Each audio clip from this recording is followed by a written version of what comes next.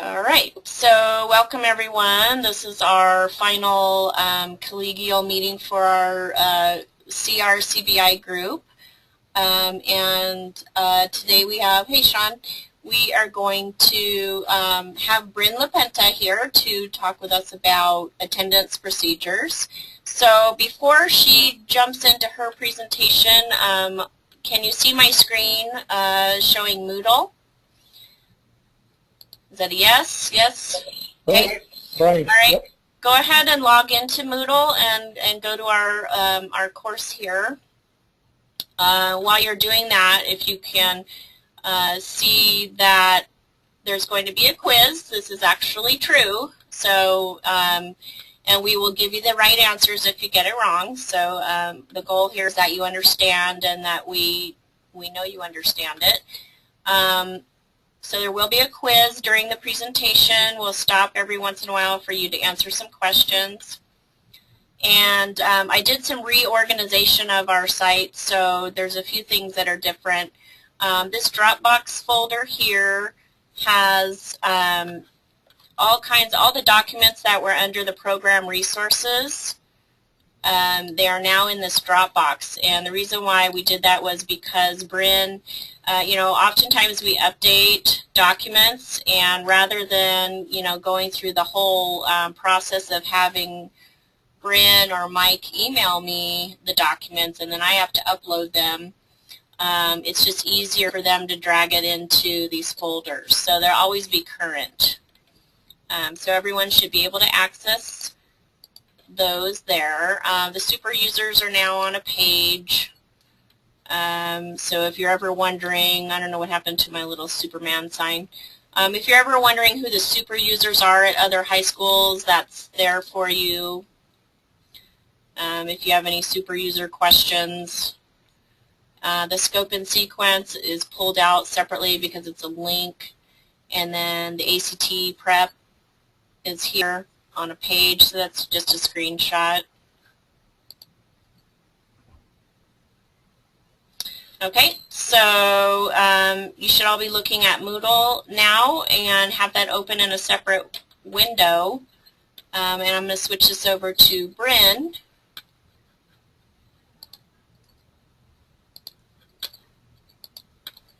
Okay.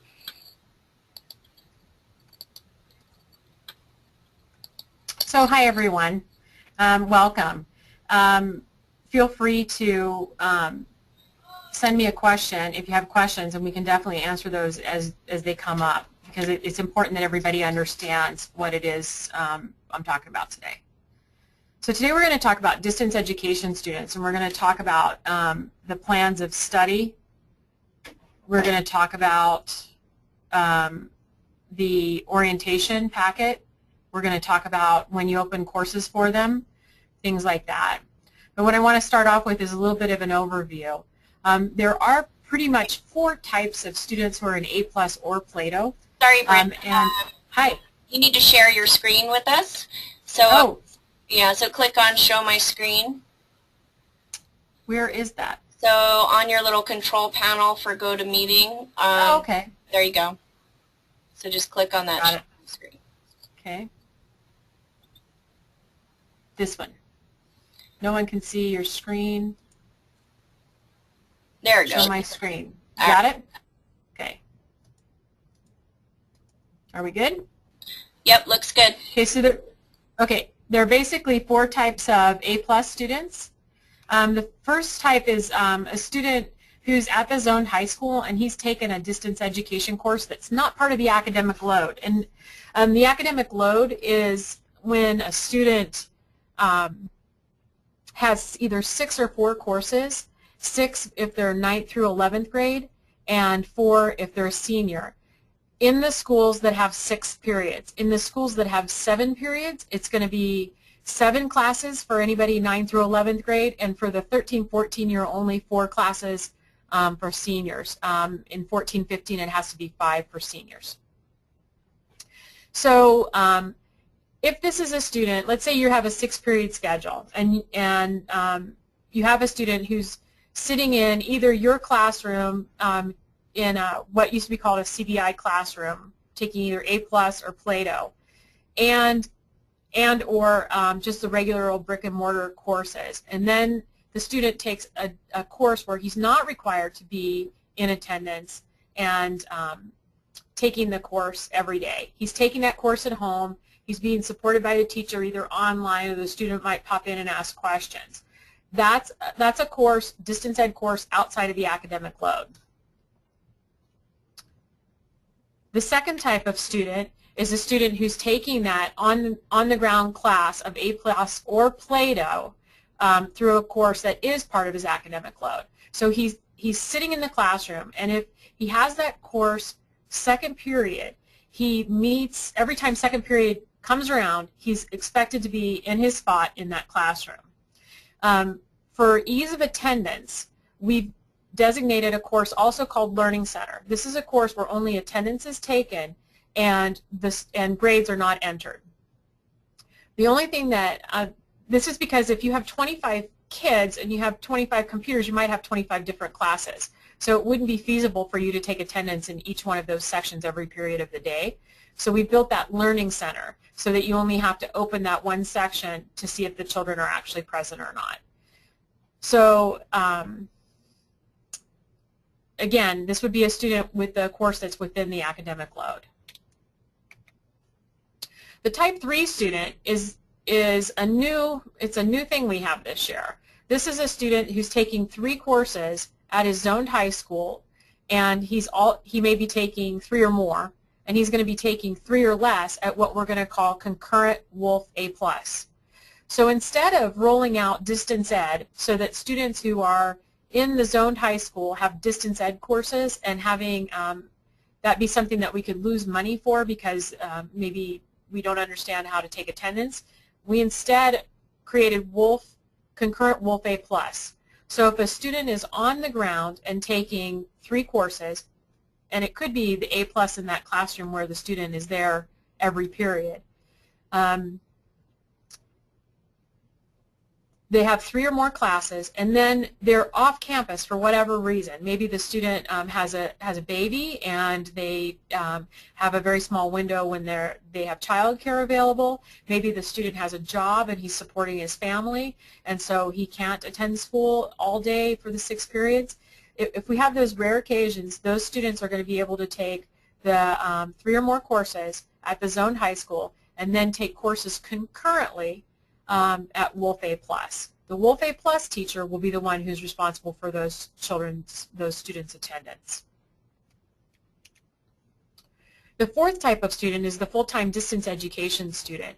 These are students who are going to go to Wolf full-time and or go to distance ed courses at Washoe Innovations High School, one of their programs, either distance ed or the re-engagement centers, or the school within a school. So this student would be somebody who never has to be at the zoned high school. So this student is somebody who never really has to go to school. They're going to go to school via online learning. Again, these students are housed at Wolf, and they're housed at Washoe Innovations High School, or at Washoe Inspire. I almost forgot that one. So who gets to count these students, and where are they enrolled? The students who are enrolled at the zoned high school, the Type 1 student, he has 6 or 7 classes at the zoned high school, and he has 1 class where he doesn't have to attend every day. He just has to work at home on his distance ed course. His primary enrollment is going to be at the zoned high school, and he's not going to be enrolled at either Washoe Innovations or Wolf A+, and the zoned high school gets to count the student. The second type of student, that student who's sitting in the classroom every second period in front of the teacher, he's expected to attend, he's expected to be there every time that class period rolls around. He is a primary enrollment at the zoned high school. He's not enrolled at Wolf A+, and he's counted at the zone school. The third type of student, the student who's got 3 or more courses at the zoned high school, where he's either in the class that rolls around every period or in actual brick and mortar classes, that type of student can also be enrolled at concurrent Wolf A+. But because they have 3 or more classes at the zoned high school, they're full-time there. So their primary enrollment is at the zoned high school, their concurrent enrollment is at Wolf A+, and they're counted at the zoned high school. The 4th type of student is not enrolled at the zoned high school. They're not enrolled at concurrent Wolf A+. The only place they can be enrolled is at full-time Wolf or at Washoe Innovations High School. And the reason that we made a distinction between Wolf High School and Wolf A+, so Wolf High School and Wolf A+, is that concurrent Wolf A+ will be using the A+ system, and Wolf High School will be using Pearson as their delivery system for the online learning. So, the concurrent Wolf A+, who can take those courses? Only students who are enrolled full-time in Washoe County can take concurrent Wolf A+. This includes our sponsored charter schools. So only students at our comprehensive high schools and AACT and TMCC may take concurrent Wolf A+ classes. There is no cost associated with those courses. So instead, when you go and you take a class at Wolf through Pearson, that course costs you, I believe, $180 a semester. And the reason that a student might want to take that course versus the Wolf concurrent A+ or an A+ course at the zoned high school is because all those courses have been approved by NC2A. So you can take an online course with Wolf through NC2A, and that'll count. I mean, through online for Pearson, and that'll count toward the NC2A clearinghouse. But it currently does not count if you take an A+ course through the NC2A clearinghouse.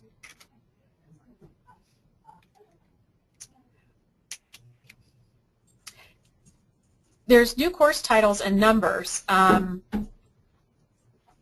Wolf for all the courses. There's the 1100 course number. So online Wolf are courses offered at Pearson by Pearson. The 12,000 course series are online A, OLA, A+ courses, and the 7,000 course numbers are CBI and PLATO courses. The 12,000 course numbers, we had to create a differentiation between the 7,000 series and the 12,000 series because we couldn't track how kids were doing in the individual courses as everything's named CBI. We don't know how they're doing in PLATO versus A+, as everything is named CBI. So we gave them different course numbers, the A+ courses from PLATO, and we're calling PLATO CBI and A+ OLA. Another reason is we're using credit accrual for A+. So A+ credit accrual, OL is looked more favorably on by colleges instead of CBI. So hopefully that will help students when they're accruing credit through online access or A+.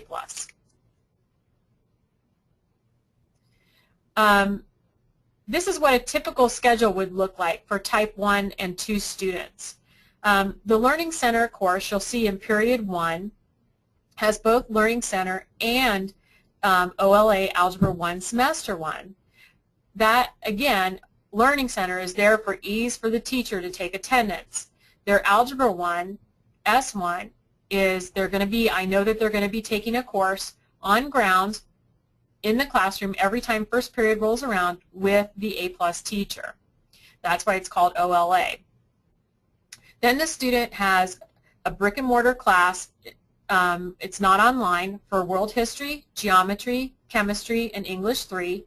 Teacher aid for English or for period 6, and then this student has a distance ed course 8043 and OLA English 2 in 7th period. That means the student does not have to attend school for this distance education course. The teacher takes attendance weekly in distance ed, but we'll talk about that a little bit more later. OLA English 2 is the course that they're taking through distance education that where attendance is taken weekly and they're not able to, or they don't have to be on campus. Attendance in the Learning Center class is taken every day. So first semester at 7701 and second semester at 7702.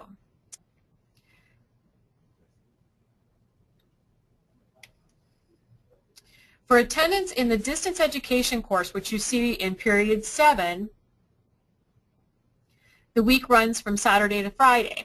So students, school's going to start on August 12th. So students are going to start courses on August 12th. Nothing's going to be open for them until August 12th. Then after that Friday, anything they do on Saturday, the 17th, all the way through the following Friday, which would be, let's see, 15, 17, 22nd. The 22nd, anything they do that Friday to the following, or that Saturday to the following Friday, is counted as an attendance for the distance education course, and we'll talk more about that in a little bit. The Type 3 student. This is the student who has courses at Wolf, concurrent Wolf A+, and courses at the zoned high school. So in this student's case, periods 1, 2, and 3, he's taking the online courses at concurrent Wolf A+. 8024 is in his schedule for those 3 periods. The student must have some issue where he cannot attend school before 4th period. Then 4th, 5th, and 6th period, he's at the zoned high school and he's taking brick and mortar classes, not online, PE, English 3, and teacher aid. Now this doesn't mean he can't take those courses. He could be taking OLA English 3, or he could be taking OLA PE as well, where he's in the room with a teacher and he's expected to be there for 4th and 5th period. At Wolf, you can see his schedule periods 1, 2, and 3. He's got the OLA Geometry, World History, and Chemistry, so we know he's taking A+ at Wolf. All classes at Wolf are distance education courses, so they don't need the distance education piece there because we know what delivery method they're using, and because of the course title, OLA Geometry 1, we know that geometry is being taught through an A+ course. Type 4 students do not have a schedule at the zoned high school.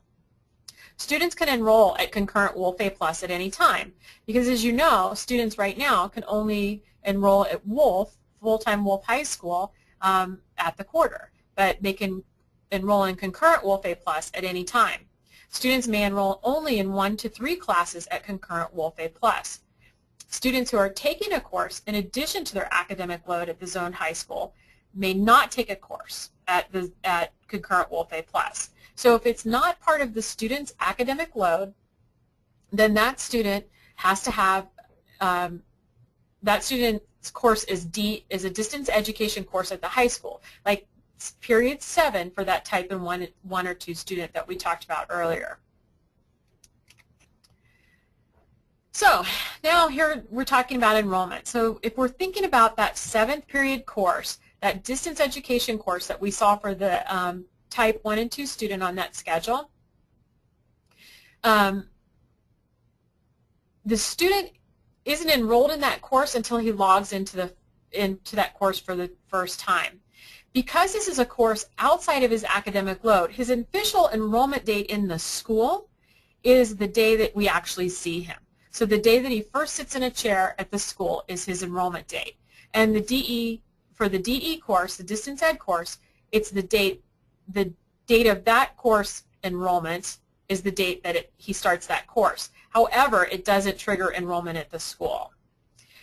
That'll become really important as we go further because full-time distance education students, their school enrollment isn't triggered until they sit down the first time in the course. So I want to make sure that we're really clear that that person who's taking a distance education course outside of their academic load, their enrollment is triggered by the first time that they sit in the chair. However, the counselor does need to be notified on the day that the student first logs into that course because they're going to set that as his start date in Infinite Campus so that when the auditors come and they're checking that DE class, that 7th period DE class like we looked at in student types 1 and 2, that enrollment date for starting that DE course matches the course opening date in Infinite Campus. So, first question, and could be a quiz question later. Mary Lamb is a full-time student at North Valleys High School. She has a distance education course in addition to 6 brick and mortar courses.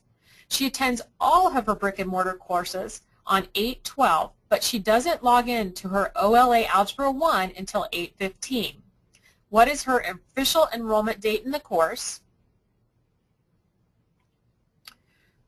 What do you do with this information? And what is her official enrollment date in North Valleys High School for the 13-14 school year? I'm going to give you just a second so you can ponder those answers.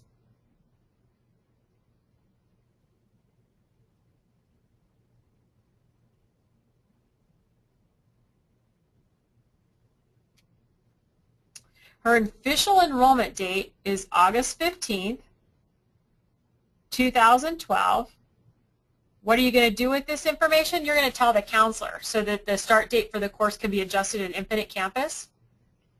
And her official enrollment at the high school is 8/12. So there's a difference in those. I want you to look one more time at the questions. What's her official enrollment date in the course? She started the course on 8/15. And what's her official enrollment date for the school? They're different.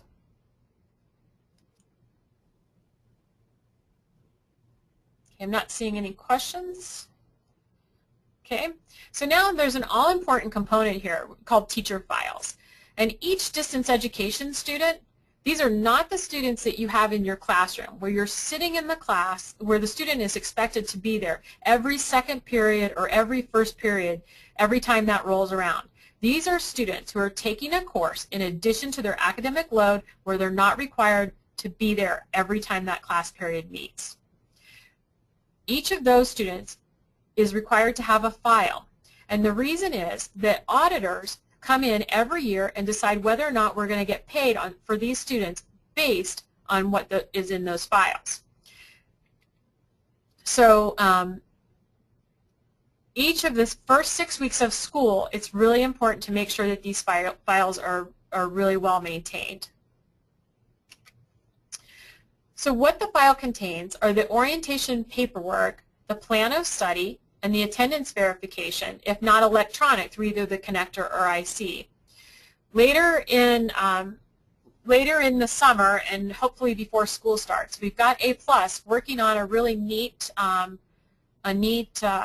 for the connector that's going to make it really easy to take attendance on distance education kids. And you'll be able to just ignore that for any students that you have in your regular classrooms where they're supposed to meet every time that the period rolls around. It's going to be a really easy way for you to tell who's present or absent each week and put that into Infinite Campus. So the orientation paperwork. An orientation has to be conducted with the parent and the student. And at most schools, the counselor does this. The counselor goes over the orientation paperwork when the student signs up for the course. And they go over it with the student and the parent, and the student signs the form. And certainly the student's going to sign the form at the zoned high schools because the student's attending part-time or attending some classes there. So we have the student as a captive audience so he can sign it. And then the parent either has to sign the form with pen to paper, or the parent can send an email to the counselor acknowledging that they've read the orientation form and that they agree with what it says. If they return the form by email, or if they do the acknowledgement by email, the email is then placed in the file with the orientation paperwork. It's really important to have the orientation and have it signed and have it done correctly because that's how we count the students. So once again, the orientation can occur by email or by in person, and if it is email, a copy has to be attached. In person, of course, it's very easy because the person just signs the paperwork. One of the things that we've done this year at request of the counselor is we've combined the orientation paperwork and the plan of study. So the orientation is a fillable form found on the ISO website. I'll also put it in the Dropbox so that you can see it. And we'll be looking at it a little bit later. So they're together. They're all one piece of paper so that it's a little bit easier to get signatures on. So the plan of study is another really important document that we need in order to get paid. A plan of study has to be developed for each student. The student has to sign the plan of study. And again, because we have a captive audience with the students, each student should be signing that plan of study in person. All of the schools, all of the courses, including the courses that are being taken non-online or online on ground, in other words, every time that period rolls around, the student's sitting in that classroom, all of those courses have to be on the plan of study. The parent must either sign the plan of study electronically via email, electronically with a fillable form, or in person. And the email, if it is signed electronically, has to be attached to the plan of study. A plan of study and an orientation can never be done over the phone and signed over the telephone. However, they can be talked about over the telephone and then an acknowledgement email sent to the counselor and attached to the plan of study. If a student is less than 18 years old, a parent has to sign it. If the student is more than 18 or older, the parent does not have to sign it. The student must be 18 on the first day of school in order for the parent not to have to sign the plan of study. The effective date of the plan of study is always the first day of school because students are no longer allowed to carry over courses. The state has determined, we talked about the academic load. So the student has to have 6 courses. Let's say it's a 10th grader, and they have to have 6 courses throughout the year, have to earn 6 credits. If we allow a student to take a course into the second semester without assigning a failing grade, without ending the course, without restarting the course, or giving the student an incomplete in 3 weeks to make it up, and then assigning a grade, we're not asking them to complete the full 6 credits. We're only asking them to complete 5.5. So the state has stepped in and said you're not allowed to do that anymore. So now we have to, we can't carry over anything after the last day of this school year, the 12-13 school year, and the last day of the 12-13 school year is officially August 9th, 2013. Not the last academic day, but the last calendar day of the school year, including summer school. So August 9th, if courses are not finished by August 9th, is correct, no carryovers. All of the courses that are not finished by August 9th have to be end dated and students have to start fresh. So if you're working in summer school and you have a feeling that when you're opening a course for a student they're not going to finish, you probably want to give them something that has an assessment A, because hopefully the student will retain enough from August 9th to August 12th that they'll be able to take that assessment A and pick up where they left off. I know that's in the perfect world, but we have to do that now, or else we're going to lose some funding for kids. That's for distance ed kids, and that's for kids in the classroom. All of them have to be end dated. Kids in the classroom are no longer allowed to carry over for 2 semesters. At the end of the semester, just like any student in a regular non-online classroom, they have to receive an incomplete if they're not finished and are given the 3 weeks to finish it. If they do not finish in the 3 weeks, they have to have an F. Then we have to start the course over and work on the course again. Includes all students. Tara's right. It includes all students, distance education students, PLATO students, and A+ on-ground students where you expect to see that course, that student in the classroom every day or every time the period rolls around. All courses on a plan of study must have a start and end date. And on the plan of study, you have to have a plan for them to be completed. So if you have a student who is taking a distance education course, the plan has to be that he's got to complete that during the semester. So whatever the date he starts at, the end has to be the semester. If there's a week left, you're not going to start that course. Or you can put on the plan of study that he's got a week left and he goes all the way through the next semester. The plan of study can be used to manipulate that a little bit, and if you need help with that, I can help you. But we really do have to finish those courses up. So again, if there's a kid who wants to start one with a week left in the semester, give me a call and we'll figure it out. You can never use a term on the plan of study like elective or math or English. It has to actually be the course title that they're taking. Algebra 1 S1, English 3, Art 1, whatever it is they're taking. And again, we've gone over this with counselors, so they're well versed in this. Courses can't be repeated. They can't be repeated on the plan of study unless the course has ended, as in the course has failed, or the student earned a D and wants to take it again to see if they can get a higher grade.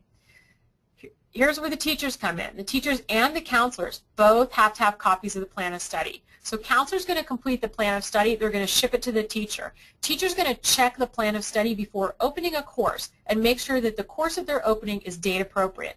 In other words, if something's in second semester, don't open that for the student. Open only courses in the first semester during the first semester. We've taken some things off the plan of study, such as their HSPE scores, because it's not a graduation plan and we were using it that way and it was getting us into trouble. We lost some funding last year because of students that were denied because it was treated as a graduation plan and it wasn't really treated like a plan of study. So we want to look at a plan of study and have you look at a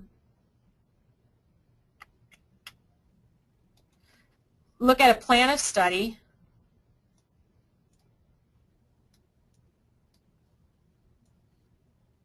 and have you see if you can find everything that's wrong with it.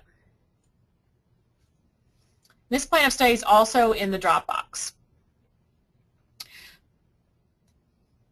So if we're looking at the plan of study, again, it's a fillable form, so you can see the little boxes.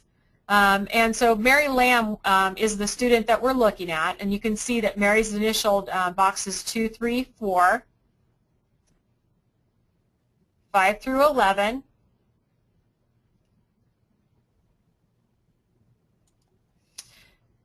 Mary dated the plan of study on 5/12, and her parent dated the plan of study on 9/25.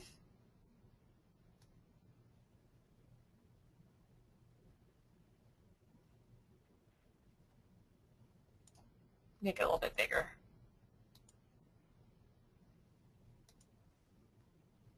Okay, there we go. So we got Mary Lamb with her date of birth. Yes? I just wanted to tell people it'd probably be easier to go to Moodle, open it from the Dropbox so you can see it, so that Bryn doesn't have to worry about how fast she's scrolling through or not. So make sure you have that open on your computer. Thanks, Tara.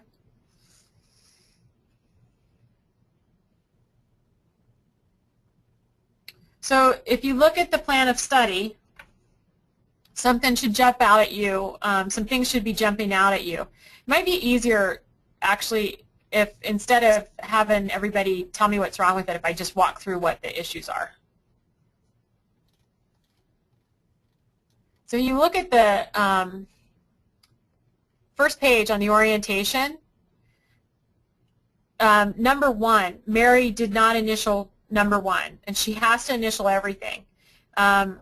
She didn't initial the box that says if you don't pass the exam on the 3rd try, you'll receive an F in the course.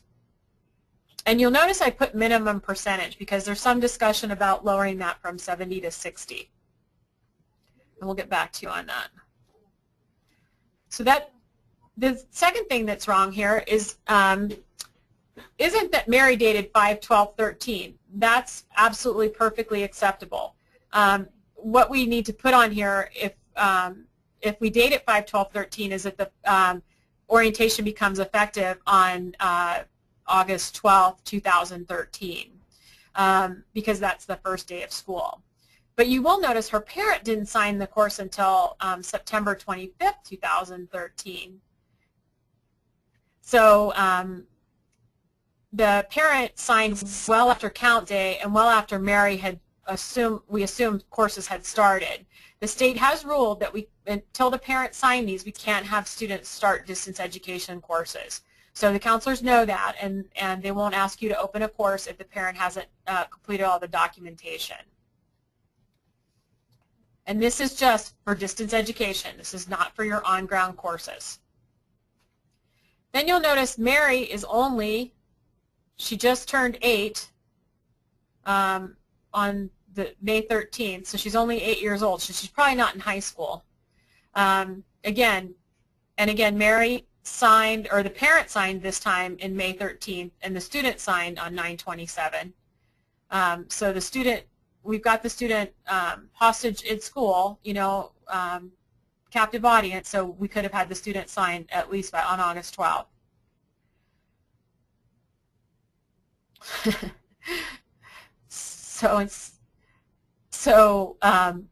I spelled psychology wrong. That's another thing that's wrong there. So we got a checkbox for whether it's a distance ed or the students in class. For psychology, the students in class, her start date and completion date are accurate because they're for the first semester. In the second box, though, it says CBI math, and it should say what CBI course it is, which PLATO course it is. And it says it's in class, which is appropriate because CBI math, CBI PLATO could be in class. Geometry, students in class. Biology, students in class. English, students in class. Conditioning and weight training's in class. And OLA PE, number 7, you'll notice it doesn't have a red box around it, and that's because it's not required. The first 6 and the second 6 on the second semester are all required. This is a distance ed class, and we know that the student is taking PE through A+, and it's a distance education course. So at the second semester, for the second semester, a student is taking Art 1 in class. They're taking an elective, and remember, elective can never be written on the plan, so that's something that's wrong with it. English 2 is on the is an in-class, again, totally appropriate. Geometry is in class, biology is in class, and OLA Life Science is distance ed. Now, that's not okay because the student is taking this course at the zoned high school, so you can't take a distance ed course at the zoned high school that is within the academic load. The students who are taking a distance education course have to be either outside of their academic load to take it at the zoned high school, or the student has to be taking that course concurrently at Wolf A+. And in that case, the student's schedule would reflect that the student was taking OLA concurrent on his zoned high school schedule and OLA Life Science at Wolf A+. Has the counselor's name and the assistant principal's name in case we need to get in touch with somebody, where they're full-time, and the school name. There's a space for program and a space to write some notes in case there's something that needs to be written there.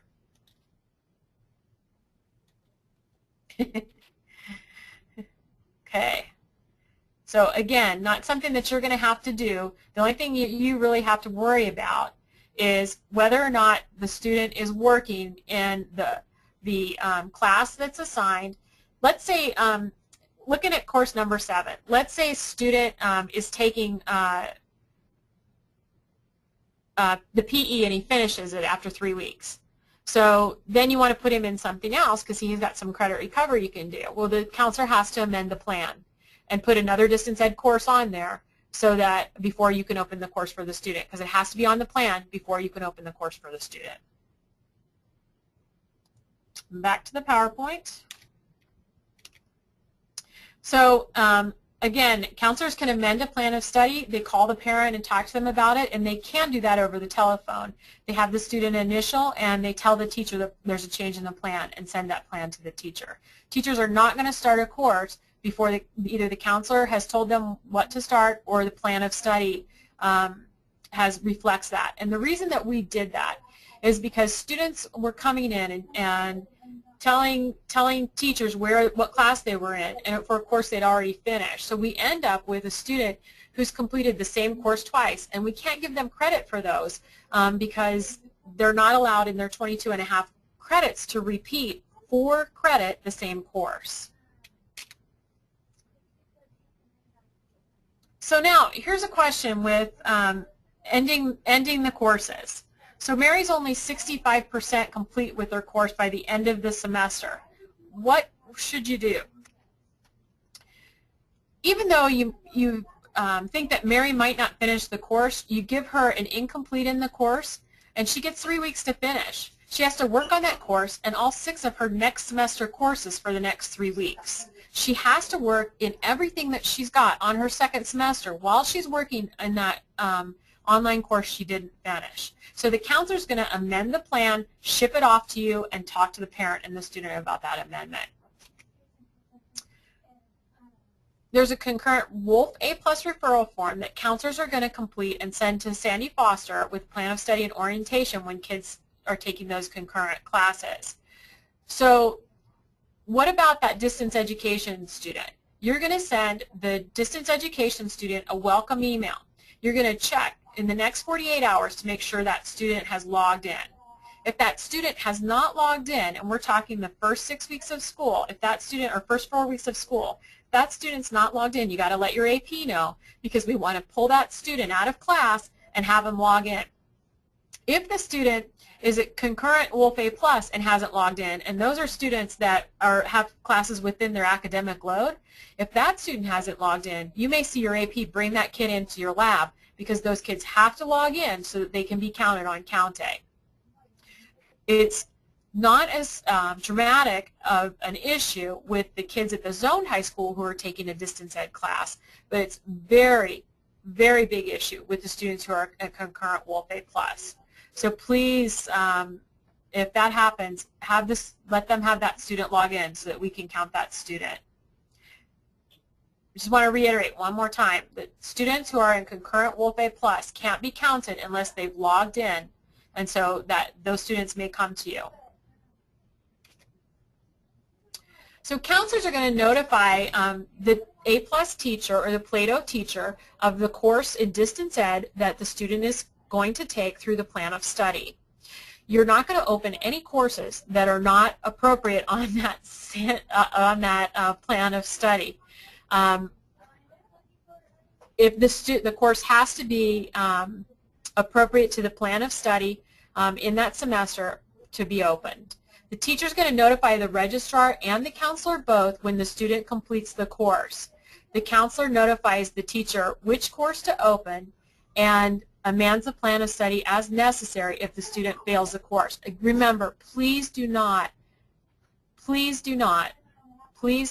open a course if it is not on that plan of study. That's a habit we really need to get into this year when the students are not counting for funding. Next year when they count for funding, because they're within the academic load at the zone high schools, which I'm not sure of yet, but that's probably the way that we're going to go, those students won't count. So you've got to only open the courses that are on the plan of study. Students who don't finish the course on time will receive an incomplete and then an F after 3 weeks. Counselors provide an amended plan of study to the teacher.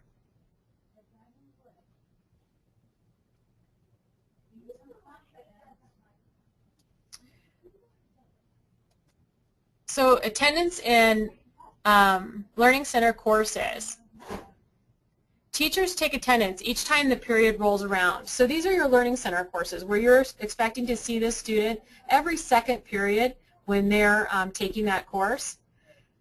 The teacher takes attendance every time that period, just like if you were in a non-online course. You're going to take attendance every period. You open up your IC, you open up Learning Center, you take attendance.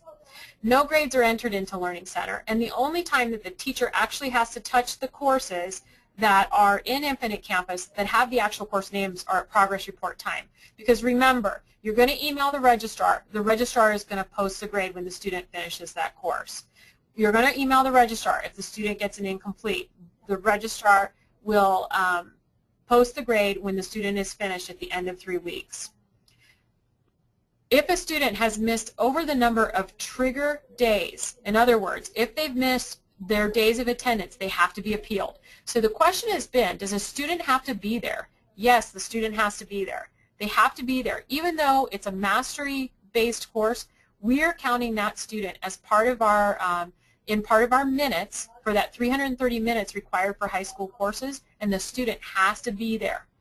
If the students are not there, and the auditors see that they're not there, that could trigger an audit for those Learning Center courses, and we could lose the funding for all of those kids if we're not requiring them to be there. So for the distance education course, you take the attendance weekly, Saturday to Friday. The student is present if the student makes progress in each course on their schedule. The student is present if the teacher and student have a two-way conversation about progress and not about computer difficulties. Excuse me for a second.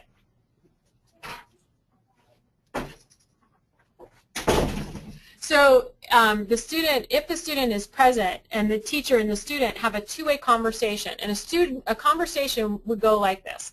Let's say I'm taking English 1. The conversation is, Jimmy, how are you doing in English 1? Jimmy says, I'm doing fine. That would be a conversation about progress. Jimmy, did you finish your essay assignment in English 1? Yes, I finished my assignment. Or no, I'm having trouble because I'm having trouble thinking of a topic. That's a two-way conversation. A two-way conversation is not, Jimmy, how are you doing? I'm having computer issues. Even though you've asked about English 1, Jimmy is responding he's having computer issues. That's not about progress in the course. That's about his computer difficulties. So that's a domestic absence. If there's that kind of absence, we're calling that a verified absence. So teacher makes that an absence. Any student who hasn't worked the week before, because if they work in their class and they have a score in anything, that's considered progress. If they work in their class, they have a score in anything, they're considered present for the week. So the students who are present that week are, if they're not present that week, they need to be called. Called, emailed, something, but you got to get in touch with them, because if we don't have any contact with them for 2 full weeks, they've got to be dropped from that distance education course. And that's teachers, parents, students or parents. Teacher can have a conversation with student or parent, or progress. Any of those things show that we were there. Anybody who hasn't had progress over 2 weeks or contact must be referred to the vice principal. Students, if they have progress in their course, the evidence is placed in the student file, and again, we're doing this on the connector, so this is going to be really pretty easy, and you don't really need to put it in the student file if we get it going on the connector. The two-way contact or two-way contact with a licensed person, that's why teacher, administrator, counselor, and progress cannot be about computers, but it has to be about the course, the date, and the progress. And we've built this really nice little box on the connector that can be filled in for this.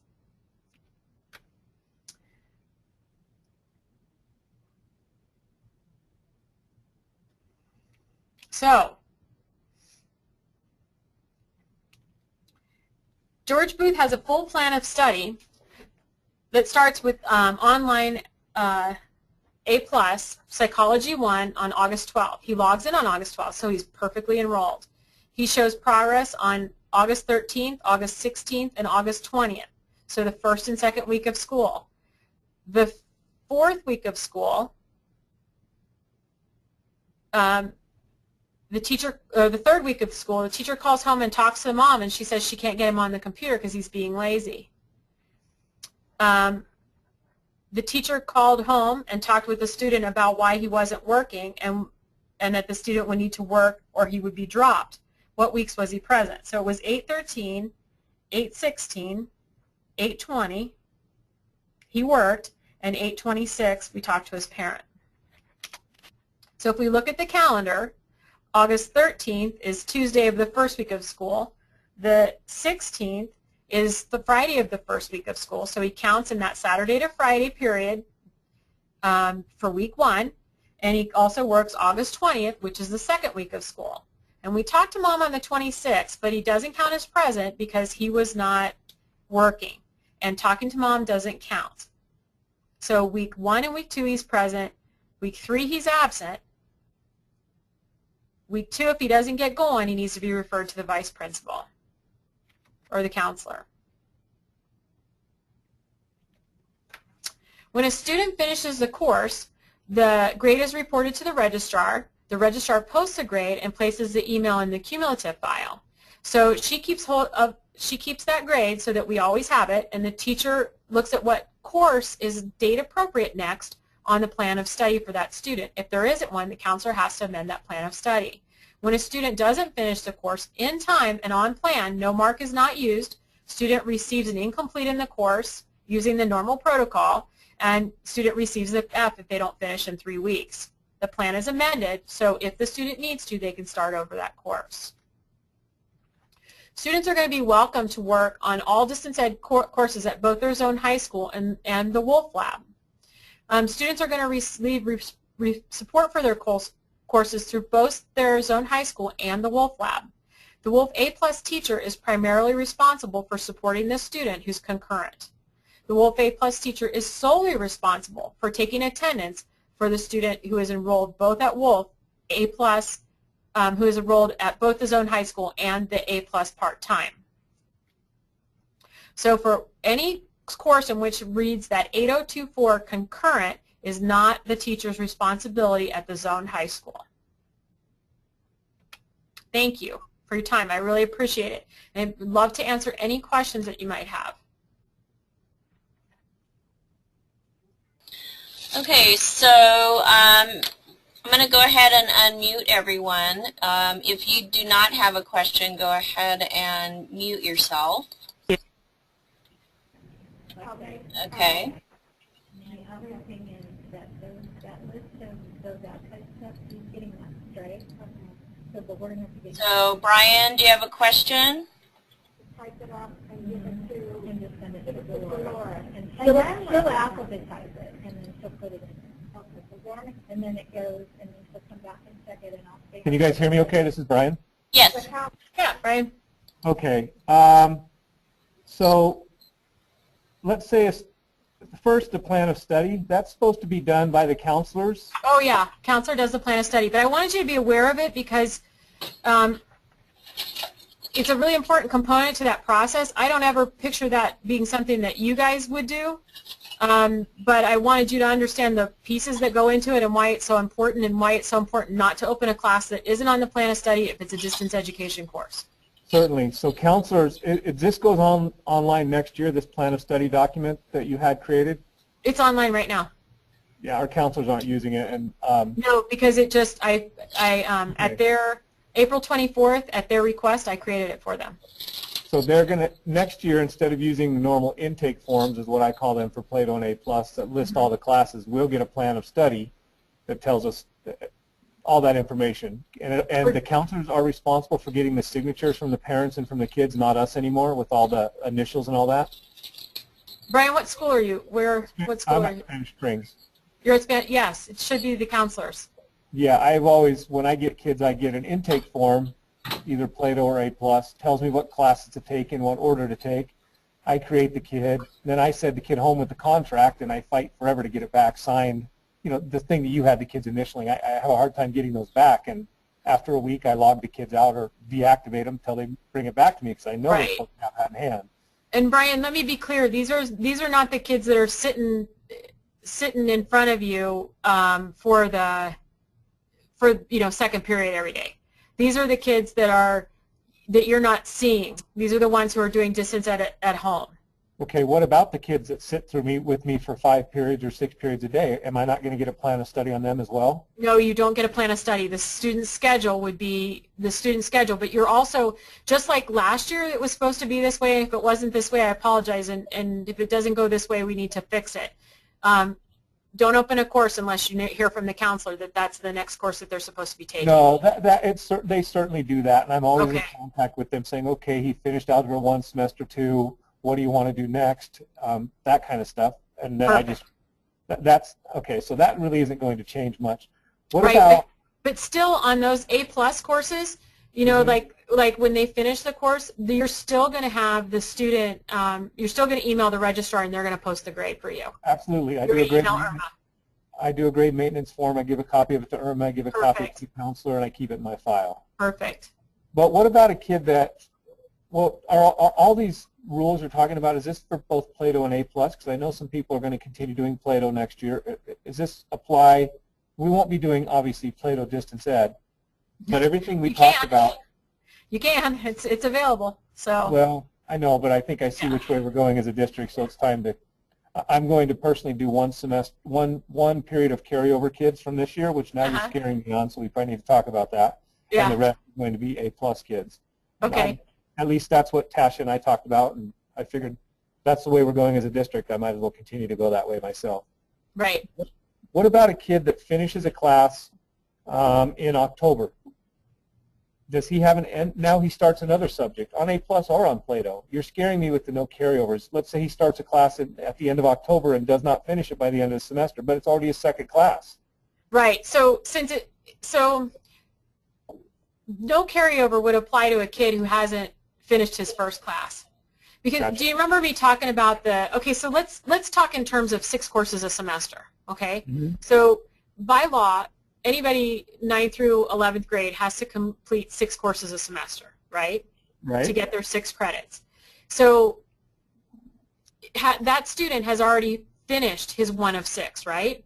Correct. So he starts on his second one. There's plenty. We can make wiggle room there. That's what I said. I know this is confusing, but it's when we can't carry over courses for that they're starting that semester that count as their original course. Anything that's after that original course is gravy.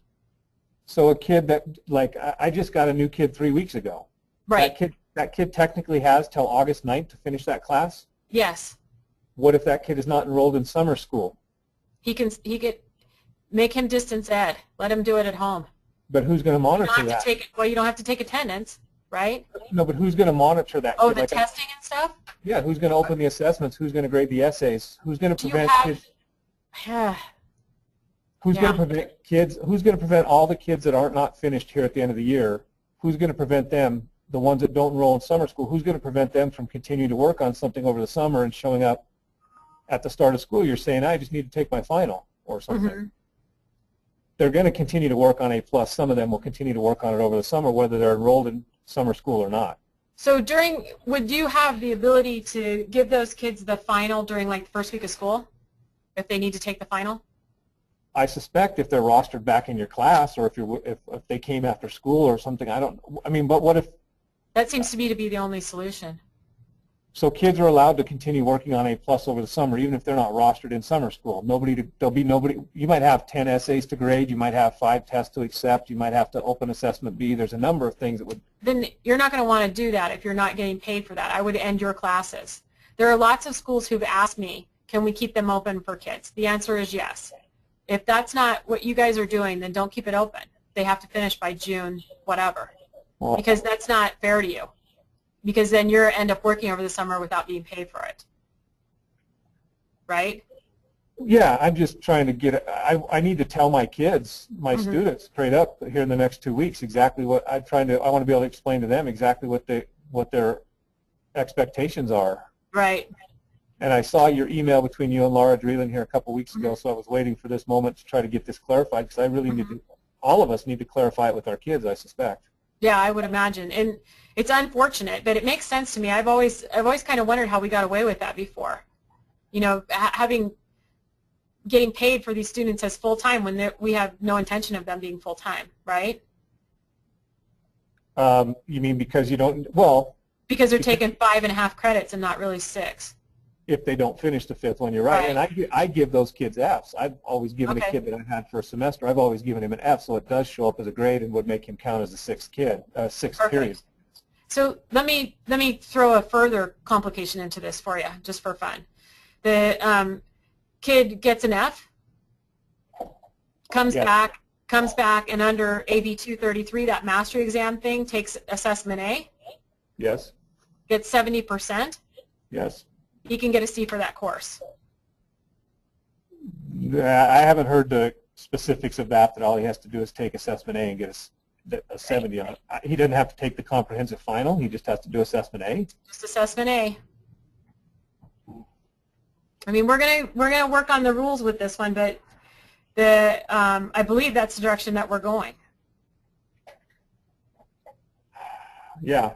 Because the questions I asked with the A+ folks were, are 90% or more of the standards addressed in all of those assessments? The assessment A, assessment B, and the comprehensive final. And their answer was yes. are there questions covering each standard? And their answer was yes. Right? So yeah, well, then why wouldn't you just give the kid the final? I mean, I don't. Yeah, right. If they're all the same thing, essentially, why wouldn't you just give the kid the final? Right. So I mean, does it make a difference? I guess the reason you wouldn't give them the final is if you go with assessment A and they don't make the 70%, then they can go back in the course and finish the course, right? And they have all of those things to work on that are provided through assessment A. Yeah, and then when they complete those, do they get a C, or do they then have to pass assessment B? Right, exactly. I don't know.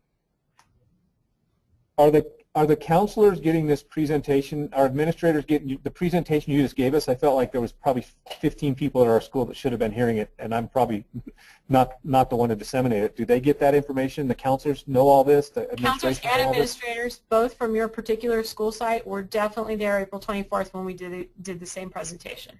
Okay. Theirs was a little bit more heavier on the plan of study and enrollment than yours. They had about 15 additional slides. Theirs lasted 4 hours, by the way.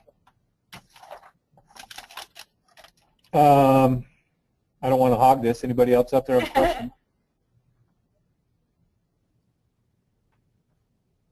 What about, was this ever considered? I know how we have to, and I think you answered it, but giving a student just till the end of a semester to finish their class really makes it hard on, I get kids every week. I get new students from outside of the district or from all over, and it's got to be hard on them when somebody else get 18 weeks and they get, whatever, 5 weeks plus 3 weeks into next semester. That seems hard on them.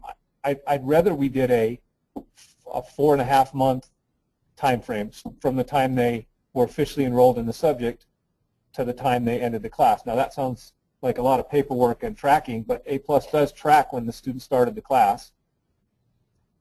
You know what I'm saying? A kid comes. Yeah, I don't know the answer to that question. I've been thinking about that one a lot because if the student comes in before count day, the answer is definitely no. Because, like I said before, in order to get paid for that student, we have to make sure that the student is on track to earn 6 credits. So right. The answer is no, because it'd be the same for any kid, right? They have to go into the six courses or whatever. Right. I think that I don't know the answer, and I don't know that the answer is saying that they, the answer is saying that they don't have to complete the courses. What we did at Washoe, because Washoe kids have to complete a course every 3 weeks, one course every 3 weeks, because they take one at a time, so they have to complete 6 in 18 weeks, so one every 3 weeks, right? So what we do is after count day, which is the 4th week, we reduce it by whatever the number of weeks, whatever 3-week increments they've missed. And if they're within a 3-week increment, they still have to start that course. And what we end up doing is we end up having them, instead of working on one, they work on 2 at a time for the next, be it 4 or 5 weeks. I understand. Does that make sense? It so does. Maybe we ought to adopt some kind of process like that with the comprehensive high schools as well. I just know, Sean can attest, Stella, whoever else is still online, we get new kids weekly. Even up to last week, I'm getting new kids. And I don't think that's going to hamstring the counselors probably next year when they get a kid that came from wherever and there's 6 weeks left in the year and they're like, well, he's not going to finish with Thompson. There's not enough time left. Mm-hmm. So what are they supposed to do with that kid for the next 6 weeks when it doesn't match up with his courses he was taking at another school? Are they putting a student in, Brian, with you all day? No, we don't have enough allocations for that. I get kids sometimes for 2 periods, but typically not more than that. We just don't have, then other kids don't have opportunity. So, kind of what comes to mind, like a kid that you get, like with 6 weeks left? Yeah. It would probably be appropriate for that kid to try to earn a half a credit in both periods, right? If you have him for 2 periods? That's exactly what we do. Okay. Yeah. Even if I have a kid all year for 2 periods, I do one subject at a time myself. Oh, okay. All right. That's better to get that. It's better to get one class done than 2 classes halfway done. So that we usually tackle it that way, and I try to get him done by the 9 weeks before we do the next one. Okay, good. Because remember, we got to get those 6 courses completed in a semester. And if Right. you were to be audited and students only working on one class, we're going to lose that kid. I understand what you're saying. That's Yeah. Counterproductive, because the idea is I've had more luck. When I used to do it and have a kid for 2 or 3 periods, I let them do 2 or 3 classes, and they wouldn't get any of them done. They'd get them all halfway done, they get hard, and they go to the next one, until it got Right. hard, the next one. Right. So I have a lot more success completing classes. But if I have a kid in 2 periods and I needed, then the counselors shouldn't be able to put a kid in here 2 periods unless he has 2 subjects to work on, essentially, is what you're saying. Well, unless you're in the situation you're in with the kid coming in at 6 weeks, right? Right. Right, but then he would still only count as 5 kids, but count day's already over, you're saying? Or he'd only count as, right. gotcha. I mean, if up until that 4th week, we probably ought to have them working in both classes if they're in their 2 periods. And Right. after count day, we could adjust. What do we do with the kid who fails A+, First or OLA? second semester. He fails it right now. He doesn't finish Okay. it. He's not doing summer school. He comes back next year. He's put back in to do it again. Mm-hmm. He just has to start it all over, even if he was 85% of the way done with it. He has to start it all the way over and assessment year again. Right, and we'll hopefully have some. I am hoping that we get procedures. You know, it's clear to me we need some kind of document that says here's what you do, right? Absolutely. So, hoping that that gets done by August 1st is not really my purview. So I'm going to try to make sure that it gets done. I'll be working on it. So it will have to be fluid, because I suspect you'll find stumbling blocks as we tackle it. But well, you know what? Everything I do, I find that there's always an edit to it after we get started, because you can't put things in stone and say this is the only way that we're going to do it. Just like you talk about the kids coming in at 6 weeks, we got to figure out. You got to figure out what's going to work with the student, or else Right. it's not. And your counselors, I'm on a real solid basis with your counselors. So anytime you want to email me or ask a question, that's my job, is to provide exceptions for stuff. So so can I tell I'm my in contact all the time. Okay. Go ahead. Sorry.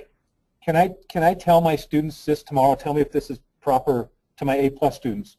Mm-hmm. That you have, whatever subject you're currently working on, you have essentially till August 9th to finish it.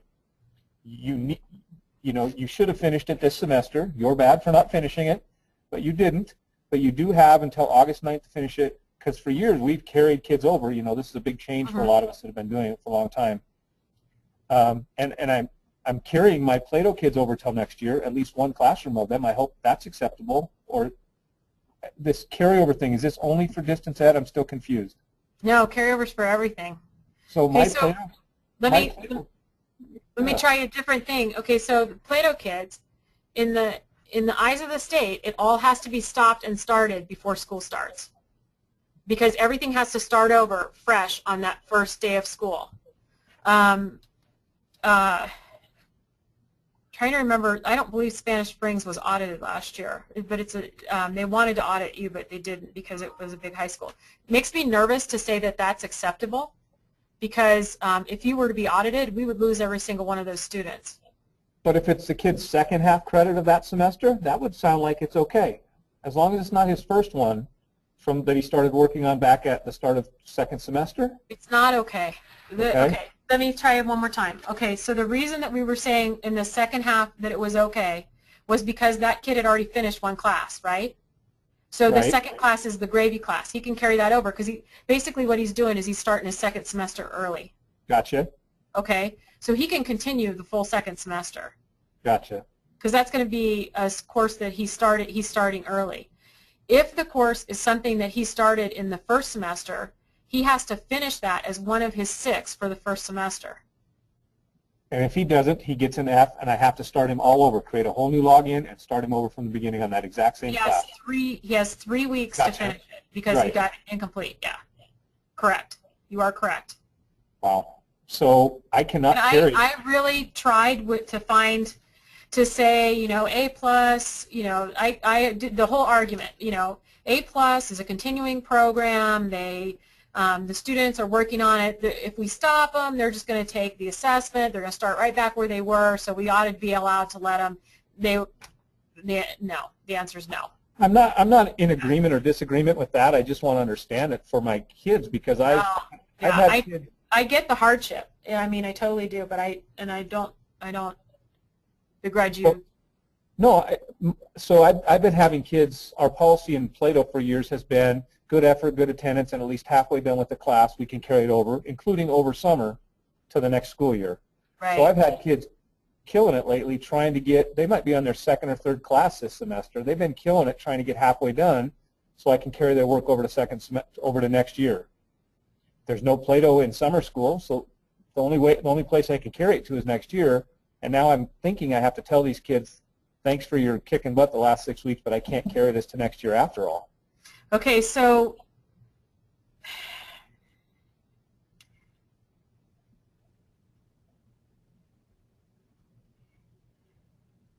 I'm struggling here because I know what the right thing to say is, but I know what the legal thing to say is too. You know,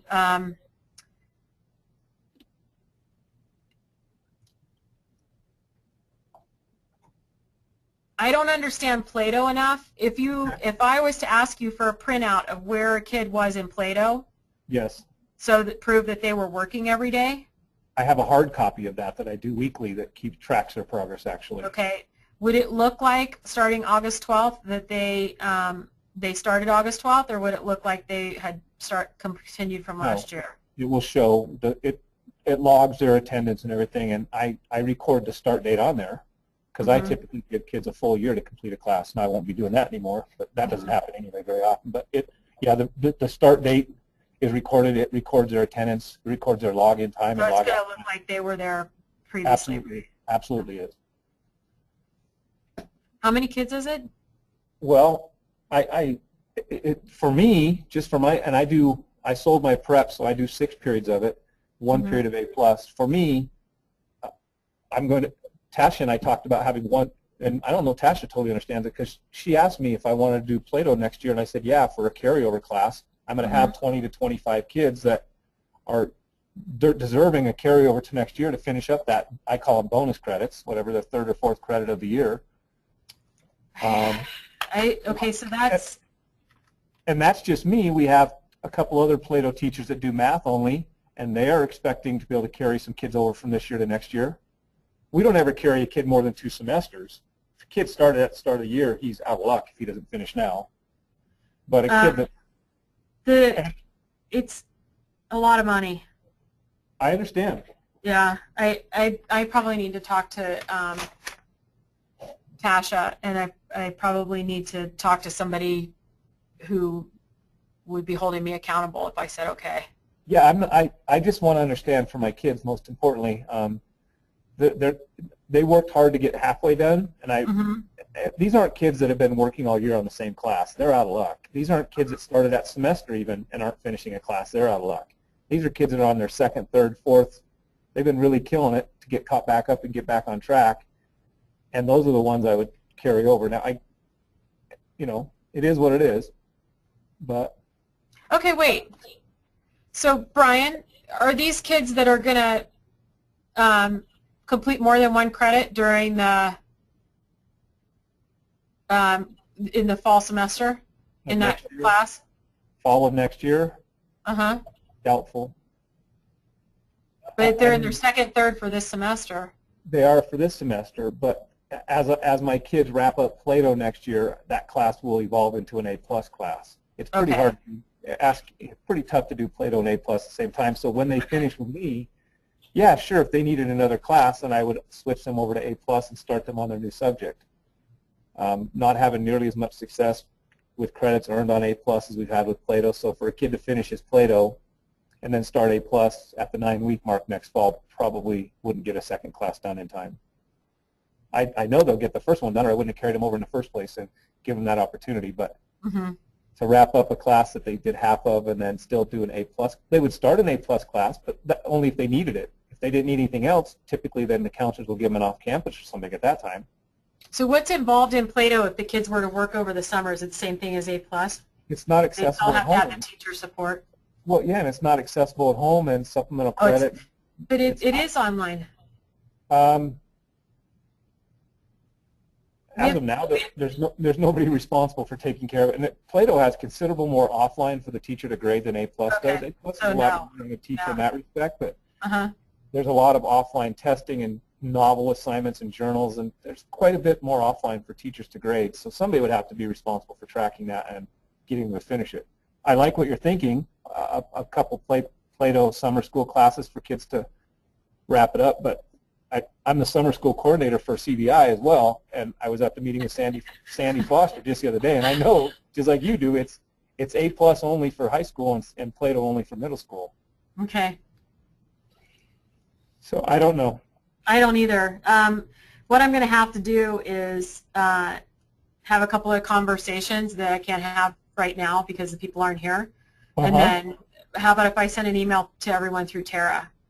I guarantee you that I'm not the only one in this situation. Oh, no, I already see Sean and Marilyn are on the same page with you right now. Yeah. We have a lot of carryovers. It's something we've done for years, and I think we're kind of getting, when I saw your email 2 weeks ago, I panicked, and I'm panicking even more because I didn't know about this. I wouldn't have started my kids on their classes 6 weeks ago trying to push them to get to 50% if I would have known. Maybe we can make an exception since we're being notified as teachers and our kids are finding out a little bit late. Or maybe I should have known earlier. I don't know. But I don't know. I'm talking at my school, for me, 20 to 25 kids, and I'm sure our other math PLATO teachers probably have another 20 to 25 or more kids themselves. And Sean's probably got 20 to 30 to 40 kids, and it'll add up to a lot of kids, which is a lot of money. It's giving me heart palpitations right now thinking about and having to tell we lost that many students because I said something was okay. No, and I'm sympathetic to that. I don't want to get anybody in any trouble, but I need to, over the next 2 weeks, I need to tell my kids exactly what's going on for them. And what's the implication of them starting that course over again in the fall? Is everything gone like it is in A+? No, not at all. So PLATO, you could start over and not lose like A+? Well, I think what you want to see is a electronic or paper trail of a new start date. So you'd have to recreate the kid in PLATO. You'd have to go in and hand enter all the scores, because if I leave the old kid there, then he's essentially just carrying it over. I'd have to create a new student and hand enter all his scores, and it wouldn't work, to be honest with you. If you wanted it to show a clean start date of 8/20, 8/12 or whatever we go back to school, the work's all there. I've got hard copies of the grades. It's still saved in the PLATO system, but it's going to have a start date of, whatever, April. Okay.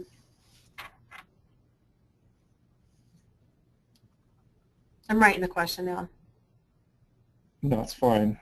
I don't think I'm asking it very well, but I think you get what I'm trying to say. No, I totally get what you're saying.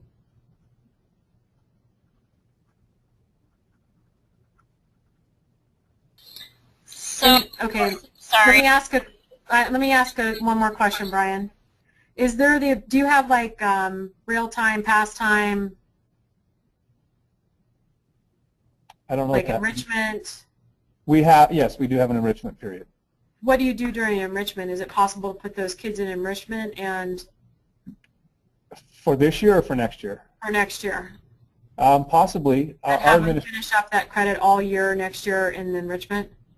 That probably is a possibility. This year we have 2 enrichments because we have split lunch, and our administration was kind enough. I'm proud of this. They dissolved my enrichment class, and I have kids come in during both lunches and both enrichment periods. Over 1,000 kids have come in on passes to work during lunch and ACA. We call it ACA, and that's really helped a lot of kids get a lot of credit. So they like us all to have an enrichment class. We do a lot of things during enrichment, but our administration, Stephanie, was kind enough to dissolve my class so that kids could come work on credit recovery during that time. So I don't think she's above saying, no, you have to have an enrichment class next year. She probably would allow me to have a PLATO class during enrichment. That's awesome. Okay. Yeah. It really helps a lot. It feels good to do stuff for kids like that, I think. So that's kind of awesome for you. If they're willing to come in, why wouldn't I have the door open? Yeah, exactly, yeah. Give up their lunch. So, okay, so let me talk to people. I think what we're going to have to do is on a case-by-case. Marilyn, you're at Incline, right? And where's Sean at? North Valleys. Sean's at North Valleys? Okay. Yeah. And who else has got this? Anybody else that's on board? Got this going on? Let me see if because I think yours, we just solved yours, Brian, so I'm going to call Tasha and talk to her about that. And then, change, yeah, and change if I my can solve them all on a case by case, then that's what we'll do, because that's better for me than to carry them over. Yeah, so technically we're carrying them over, but they still have 6 credits, 6 classes on their schedule, so it doesn't look exactly whatever the number people look at. Okay. All right. Perfect. Thank you. Yeah. And I'm going to be gone until Tuesday. So I will call her. I probably won't get her today, but I'll call her Tuesday. I'm probably going to wander down there and see if she's in her office after school here and hasn't been. I might put a bug in her ear if she's around. Write down my cell phone number. Write down your cell phone number? Yeah, you ready? Yeah. 544 4177. So you're suggesting my carryover PLATO kids go into ACA, what we call ACA? Yes, correct. So if you wander down there and she's there, we have her call me? Absolutely. Okay, perfect. All right. Thanks for sticking with me for so long, you guys. This has been awesome. Okay, great. Thanks, Bryn. Anything else before I stop the recording?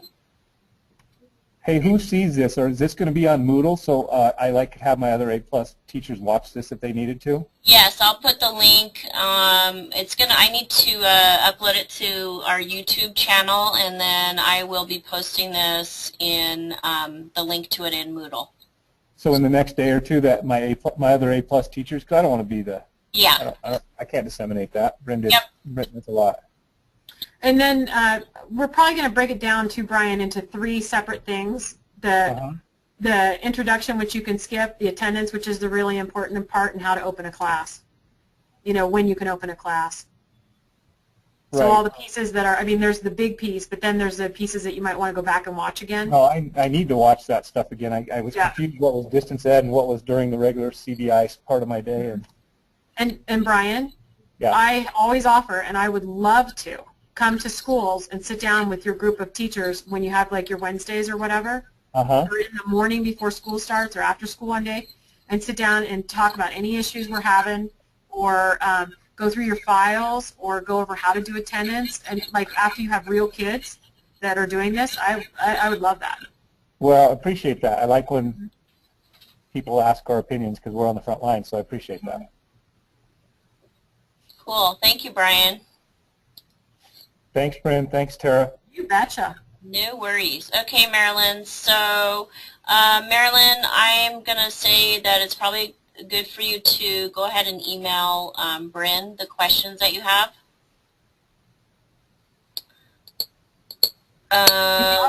We're not doing the August 8th meeting anymore. We couldn't get that together, remember? We're doing this instead of the August 8th meeting. Did you know that, Tara? Yes. Okay. I think I did. So Marilyn, do you and Stacy want to get together and call me maybe Tuesday or Wednesday? On my office phone? Oh, thank you. I couldn't unmute myself. Anyway, I have to apologize. I had another very important scholarship meeting, so I had to run back and forth. But my registrar was sitting here the whole time, pretty much the whole time, and so she and I both have questions, especially about the carryovers. And I don't know that I'll be ready to meet with Stacy on Tuesday about this. I'm not even sure what the rules are about carryovers. Okay. If I could see it in writing, are you going to email what you gave us in PDF or the presentation? The presentation? Sure, I can email you the presentation. Okay, because that way, but the carryovers weren't discussed there. Yeah, it was. It was, okay.